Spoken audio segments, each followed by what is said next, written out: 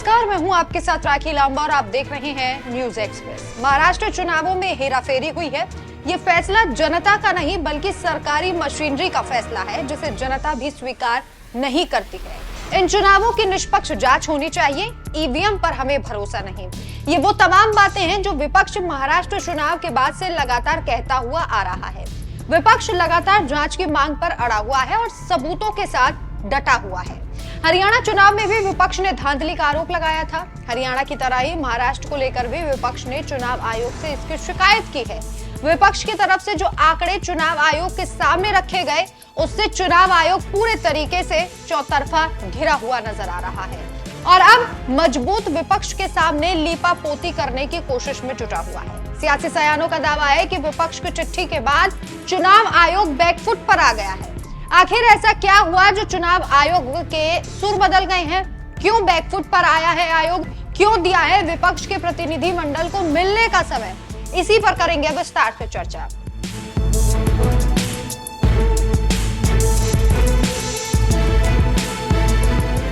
महाराष्ट्र विधानसभा चुनावों के नतीजे शुरुआत से ही इंडिया गठबंधन के गले से नहीं उतरे, क्योंकि ये नतीजे उम्मीद से परे थे।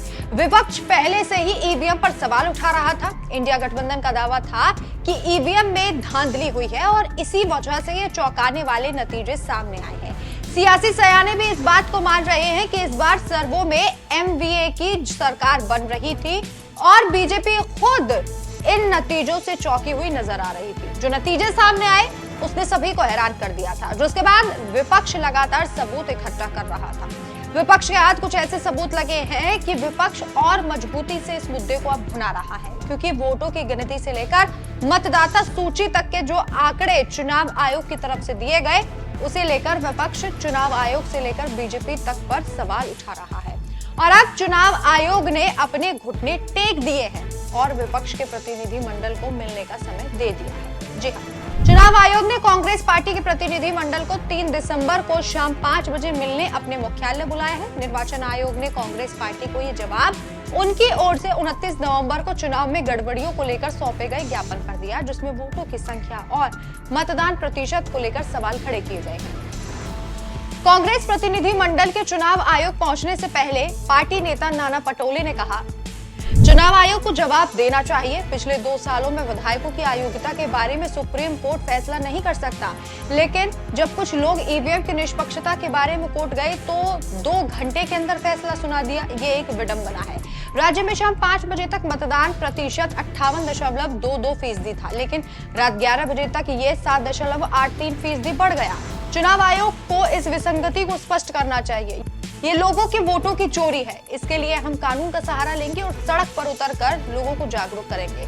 आगे उन्होंने कहा कि चुनाव आयोग को उन बूथों का फोटो साझा करना चाहिए जहां रात 11 बजे तक मतदान जारी रहा। इसके अलावा नाना पटोले ने कहा, इसका कौन जीता कौन हारा से कोई संबंध नहीं। हमारी पार्टी लोकतंत्र को बचाना चाहती है। चुनाव आयोग के मुताबिक महाराष्ट्र में 66.05% मतदान हुआ, जबकि 2019 में 61.1% मतदान हुआ।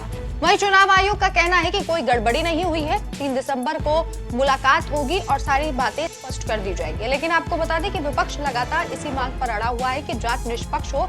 इससे पहले भी विपक्ष कई राज्यों में जो गड़बड़ियां हुई थी उसको लेकर आरोप लगा रहा था कि ईवीएम में धांधली है और इस मामले को लेकर सुप्रीम कोर्ट तक पहुंचा था। ऐसे में देखना होगा कि महाराष्ट्र मामले को लेकर चुनाव आयोग क्या सफाई पेश करता है। आपकी इस खबर पर क्या राय है? कि आपको भी लगता है कि महाराष्ट्र में धांधली हुई या फिर नहीं? आप अपनी राय हमें कमेंट करके जरूर बताएं। नमस्कार।